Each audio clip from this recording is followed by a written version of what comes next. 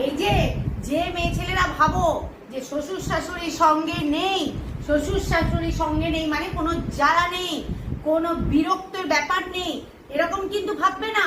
এই যে সামনে দাঁড়িয়ে আছে এর মধ্যে কিন্তু নিজের শাশুড়ি, খুড়শাশুড়ি, জেঠ শাশুড়ি, এদিকে খুড়শ্বশুর, জেঠ শ্বশুর, শ্বশুর মশাই, দেওর, দেওরানি, যা, ভাসুর সবার গুণ আছে। খালি খুদ ধরতে পারলেই হলো যে তোর বাবা মা এটা শেখায়নি, তোর বাবা মা ওটা শেখায়নি। আর ননদের তো কোনো ব্যাপারই নেই, ননদের তো কোনো ছাড়ই নেই। মনে হচ্ছে চারটে ননদ সবসময় ফণি মেরে আমার উপর বসে আছে আর সবসময় বলছে তোর বাপ মা এটা শেখায়নি, তোর বাপ মা ওটা শেখায়নি, দাঁড়িয়েই আছে দাঁড়িয়েই আছে। আরে কিছু করতেই দেবে না, খালি এই করেছে। এই যে প্যাকেজটাকে দেখছো না, এটা হচ্ছে কিন্তু কমপ্লিট প্যাকেজ।